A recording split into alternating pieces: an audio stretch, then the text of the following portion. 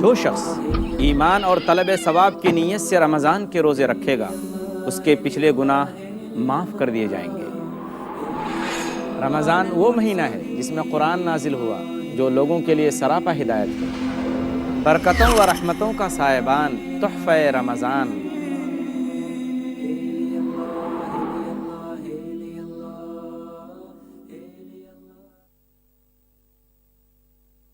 الحمدللہ رب العالمین والصلاة والسلام علی خاتم الانبیاء والمرسلین محمد وآلہ وصحبہ اجمعین، اما بعد رب اشرح لی صدری ویسر لی امری واحلل عقدۃ من لسانی یفقہوا قولی۔ محترم ناظرین، تحفہ رمضان کی اس 14ویں نشست میں آپ تمام حضرات کا استقبال ہے۔ السلام علیکم ورحمۃ اللہ وبرکاتہ۔ آج کی نشست میں ہم قدم بڑھائیں گے تقویٰ کی طرف۔ تقویٰ کیا ہے، کیسے حاصل ہوتا ہے، اس کی معلومات کے ساتھ ابتدا ہوتا ہے آج کی نشست کا۔ جس آیت کے اندر روزے کا حکم ہے اس میں اللہ تعالیٰ فرماتا ہے کہ روزے کا مقصد کیا ہے۔ یا ایھا الذین آمنوا کتب علیکم الصیام کما کتب علی الذین من قبلکم لعلکم تتقون، سورہ بقرہ سورہ نمبر 2 آیت نمبر 183۔ اے مسلمانوں، تم پر روزے فرض کیے گئے اسی طرح جس طرح سے تم سے پچھلی امتوں پر فرض کیے گئے تھے تاکہ تم متقی بن جاؤ۔ تو یہ تقویٰ کیا چیز ہے؟ تقویٰ عربی زبان کا لفظ ہے، اس کی اصل ہے واو قاف یا، جس کے معنی بچنے، پرہیز کرنے اور لحاظ کرنے کے ہیں۔ لیکن وحی محمدی کی اصطلاح میں تقویٰ دل کی اس کیفیت اور حالت کا نام ہے جو اللہ تعالیٰ کے ہمیشہ حاضر و ناظر ہونے کا یقین پیدا کر کے دل کے اندر بھلائی اور برائی کے درمیان فرق پیدا کر دیتی ہے، اور بھلائی سے رغبت اور برائی سے نفرت پیدا کر دیتی ہے۔ دوسرے لفظ میں ہم یوں کہہ سکتے ہیں کہ تقویٰ ضمیر کے اس احساس کا نام ہے جس کی بنا پر ہر کام میں اللہ کے حکم کے مطابق شدید رغبت اور اس کی مخالفت سے سخت نفرت پیدا ہو جاتی ہے۔ یہ بات کہ تقویٰ دل کی اس کیفیت کا نام ہے اللہ تبارک و تعالیٰ نے اس آیت میں بیان فرمائی ہے جو ارکان حج کے بیان کے موقع پر ہے۔ اللہ کا فرمان ہے وَمَن يُعَظِّمْ شَعَائِرَ اللَّهِ فَإِنَّهَا مِن تَقْوَى الْقُلُوبِ، اور جو اللہ کی نشانیوں کی عزت کرے تو یہ دل کے تقویٰ کی وجہ سے ہے۔ ایک دوسری آیت میں اللہ تعالیٰ کا فرمان ہے ان الذین یغضون اصواتهم عند رسول اللہ اولئک الذین امتحن اللہ قلوبهم للتقوی، سورہ حجرات سورہ نمبر 49 آیت نمبر 3، کہ بے شک وہ لوگ جو اپنی آوازوں کو اللہ کے رسول کے پاس پست کر لیتے ہیں، یہی وہ لوگ ہیں جن کے دلوں کو اللہ تبارک و تعالیٰ نے تقویٰ کے لیے آزمایا ہے۔ اس آیت سے پتہ چلا کہ تقویٰ دل کا مرکز ہے، اور اس آیت سے یہ بھی معلوم ہوا کہ اللہ کے رسول صلی اللہ علیہ وسلم کی تعظیم کا احساس تقویٰ کی وجہ سے پیدا ہوتا ہے۔ فَأَلْهَمَهَا فُجُورَهَا وَتَقْوَاهَا، سورہ شمس سورہ نمبر 91 آیت نمبر 8۔ پھر ہم نے اس کو بدی کی اور بچ کر چلنے کی راہ سجھا دی۔ فجور جس طریقے سے تمام گناہوں اور نافرمانیوں کی جڑ اور بنیاد ہے، ٹھیک اسی طریقے سے تقویٰ تمام نیکیوں اور بھلائیوں کی بنیاد ہے۔ ناظرین کرام، تقویٰ کا لفظ مختلف معنوں میں الگ الگ معنوں میں استعمال ہوتا ہے۔ تقویٰ کا ایک معنی یہ ہے کہ دل کو گناہوں سے اور برائیوں سے پاک کیا جائے، جیسا کہ اللہ تبارک و تعالیٰ کا فرمان ہے یا ایھا الذین آمنوا کتب علیکم الصیام کما کتب علی الذین من قبلکم لعلکم تتقون، سورہ بقرہ سورہ نمبر 2 آیت نمبر 83۔ اس آیت کے اندر جو لفظ تتقون ہے اس کا مطلب یہ ہے کہ تم اپنے دل کو گناہوں سے اور برائیوں سے پاک کرو، اپنے اوپر کنٹرول رکھو۔ تقویٰ کا ایک مطلب اللہ کا ڈر اور خوف بھی ہے۔ اللہ تعالیٰ فرماتا ہے یا ایھا الذین آمنوا لا تأکلوا الربا اضعافا مضاعفہ واتقوا اللہ لعلکم تفلحون، سورہ آل عمران سورہ نمبر 3 آیت نمبر 130، کہ اے ایمان والو، تم سود کو بڑھا چڑھا کر مت کھاؤ اور اللہ سے ڈرو۔ اس آیت کا یہ مطلب نہیں ہے کہ تھوڑا سود آدمی کھا سکتا ہے، بلکہ اس آیت میں یہ بات بیان ہوئی ہے کہ آدمی سود کے قریب بالکل نہ جائے۔ تقوی کا ایک مطلب اللہ تعالیٰ کی اطاعت و فرما برداری بھی ہے۔ اللہ کا فرمان ہے، یا ایھا الذین آمنوا اتقوا اللہ حق تقاتہ ولا تموتن الا وانتم مسلمون، سورہ آل عمران، سورہ نمبر 3، آیت نمبر 102، کہ اے مسلمانوں، اللہ کی اطاعت و فرما برداری کرو جیسی اس کی اطاعت و فرما برداری کرنی چاہیے، اور تم جب بھی مرو اسلام کی حالت میں مرو۔ یعنی تقوی کا لفظ عبادت کے لیے بھی استعمال ہوتا ہے۔ اللہ تعالیٰ کا فرمان ہے، ان الارض للہ یورثها من یشاء من عبادہ والعاقبۃ للمتقین، سورہ اعراف، سورہ نمبر 7، آیت نمبر 128، کہ بے شک زمین اللہ کی ہے، اللہ اپنے بندوں میں سے جس کو چاہتا ہے اس زمین کا وارث بناتا ہے، اور انجام کار عبادت کرنے والوں کے لیے ہے۔ تقوی کا ایک ترجمہ اور ایک معنی توحید اور ایمان بھی ہے۔ اللہ تعالیٰ کا فرمان ہے، وَمَا الْحَيَاةُ الدُّنْيَا إِلَّا لَعِبٌ وَلَهْوٌ وَلَلدَّارُ الْآخِرَةُ خَيْرٌ لِلَّذِينَ يَتَّقُونَ، سورہ اعراف، سورہ نمبر 7، آیت نمبر 32۔ اس آیت کا ترجمہ یہ ہے کہ دنیا کی زندگی کھیل کود کے سوا اور کچھ بھی نہیں، اور آخرت کا جو گھر ہے وہ ان لوگوں کے لیے ہے جو ایمان والے ہیں۔ تقوی کا ایک معنی اخلاص کا بھی ہے۔ اللہ تعالیٰ کا فرمان ہے، لَمَسْجِدٌ أُسِّسَ عَلَى التَّقْوَى مِنْ أَوَّلِ يَوْمٍ أَحَقُّ أَن تَقُومَ فِيهِ، سورہ توبہ، سورہ نمبر 9، آیت نمبر 108، کہ وہ مسجد جس کی بنیاد اخلاص پر رکھی گئی ہے وہ اس قابل ہے کہ محمد صلی اللہ علیہ وسلم آپ اس کے اندر کھڑے ہوں۔ ناظرین محترم، یہ تقوی کے مختلف معانی تھے جو میں نے آپ کے سامنے رکھے۔ آپ کو معلوم ہونا چاہیے کہ تقوی تمام اسلامی احکام کی بنیاد اور اصل ہے۔ اگر ہم محمد مصطفیٰ صلی اللہ علیہ وسلم کی تمام تعلیمات کا خلاصہ صرف ایک لفظ میں کرنا چاہیں تو اس کو تقوی کے لفظ سے ادا کر سکتے ہیں۔ اسلام کی تمام عبادت کا منشا تقوی کی روح انسان کے اندر پیدا کرنا ہے۔ اسی وجہ سے اللہ تبارک و تعالیٰ نے قرآن پاک کی دوسری ہی صورت میں اس بات کا اعلان کر دیا۔ قرآن پاک سے فائدہ وہی اٹھا سکتے ہیں جو تقوی والے ہیں۔ ھدی للمتقین، سورہ بقرہ، سورہ نمبر 2، آیت نمبر 2، یعنی قرآن ہدایت ہے ان لوگوں کے لیے جو متقی ہیں، اللہ سے ڈرنے والے ہیں۔ اسلام کی تمام عبادتوں کا منشا اور مقصد تقوی ہی ہے۔ اللہ کا فرمان ہے، یا ایھا الناس اعبدوا ربکم الذی خلقکم والذین من قبلکم لعلکم تتقون، اے لوگو اپنے رب کی عبادت کرو جس نے تم کو پیدا کیا ہے اور ان لوگوں کو بھی پیدا کیا جو تم سے پہلے تھے، تاکہ تم متقی بن جاؤ۔ روزے کا منشا بھی تقوی ہی ہے، جیسا کہ اللہ کا فرمان ہے، یا ایھا الذین آمنوا کتب علیکم الصیام کما کتب علی الذین من قبلکم لعلکم تتقون، سورہ بقرہ، سورہ نمبر 2، آیت نمبر 183، کہ روزہ تم پر اس لیے فرض کیا گیا ہے تاکہ تم متقی اور پرہیزگار بن جاؤ۔ حج کا منشا بھی تقوی ہی ہے، وَمَن يُعَظِّمْ شَعَائِرَ اللَّهِ فَإِنَّهَا مِن تَقْوَى الْقُلُوبِ، اور جو شخص اللہ کی نشانیوں کی عزت کرے تو یہ دل کے تقوی کی وجہ سے ہے۔ سورہ حج، سورہ نمبر 22، آیت نمبر 32۔ قربانی کا منشا اور اس کی غرض بھی تقوی ہی ہے۔ اللہ کا فرمان ہے، لن ینال اللہ لحومها ولا دماؤها ولکن ینالہ التقوی منکم، سورہ حج، سورہ نمبر 22، آیت نمبر 37، کہ جو تم قربانی کرتے ہو، جو اپنے جانور قربان کرتے ہو، تو ان جانوروں کا خون اور اس کا گوشت اللہ کو نہیں پہنچتا بلکہ تمہارے دل کا تقوی اللہ کو پہنچتا ہے۔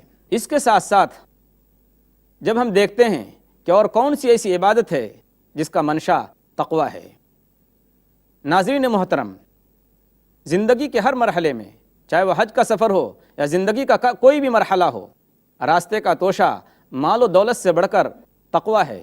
اللہ تعالیٰ کا فرمان ہے، وَتَزَوَّدُوا فَإِنَّ خَيْرَ الزَّادِ التَّقْوَى، کہ اے لوگو راستے کا سامان لے لو، توشہ لے لو، اور بہترین توشہ تقوی کا توشہ ہے۔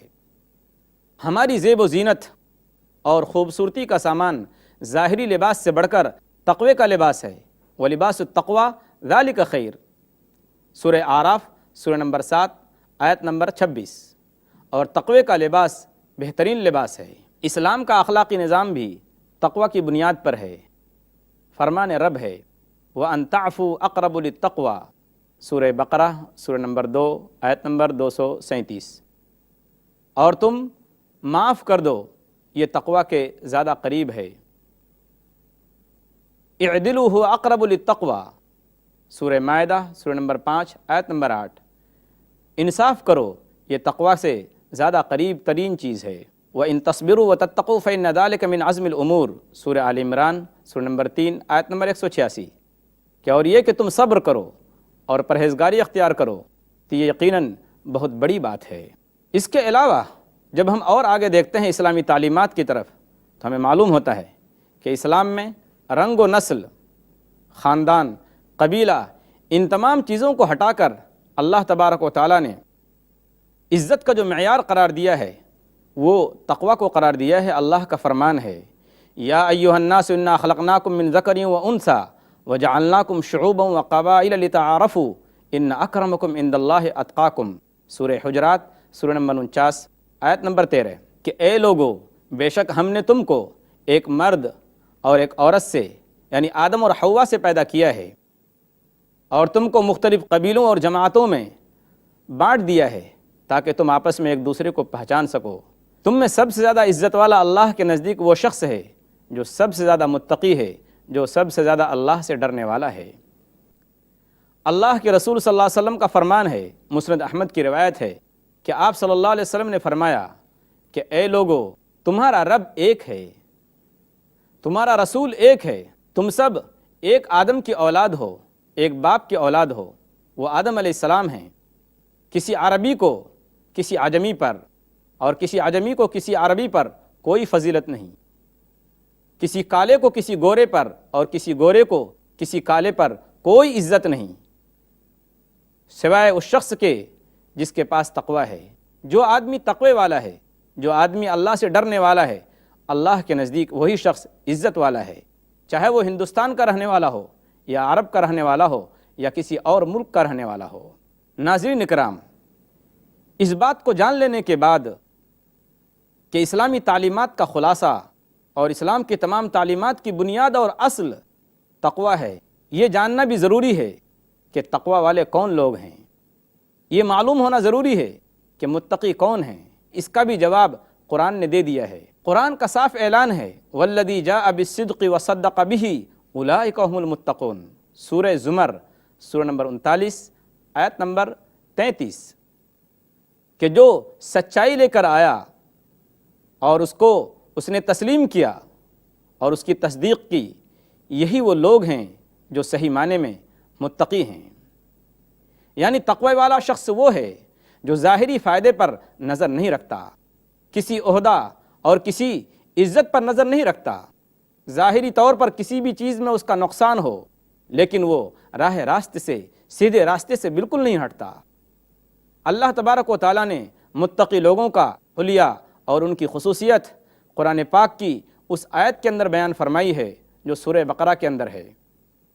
اللہ کا فرمان ہے کہ لیس البر ان تولوا وجوہکم قبل المشرق والمغرب، کہ نیکی صرف یہ نہیں ہے کہ تم اپنا چہرہ پورب کی طرف یا پچھم کی طرف کر لو، ولکن البر من آمن باللہ، لیکن بھلائی یہ ہے کہ جو شخص اللہ پر ایمان لائے، والیوم الآخر، اور قیامت کو مانے، والملائکۃ والکتاب والنبیین، اور فرشتوں پر ایمان لائے اور کتابوں کو مانے اور نبیوں پر ایمان لائے، وآت المال علی حبہ ذوی القربى، اور مال کی ضرورت کے باوجود اور اس سے محبت کے باوجود رشتہ داروں پر اپنا مال خرچ کرے، والیتامى والمساکین، اور مسکینوں پر خرچ کرے اور یتیموں پر خرچ کرے، وابن السبیل، اور مسافروں پر خرچ کرے، والسائلین، اور مانگنے والوں پر خرچ کرے اور غلاموں پر خرچ کرے، وَأَقَامَ الصَّلَاةَ وَآتَ الزَّكَاةَ، متقی شخص وہ ہے جو نماز کی پابندی کرے، زکوٰۃ ادا کرے،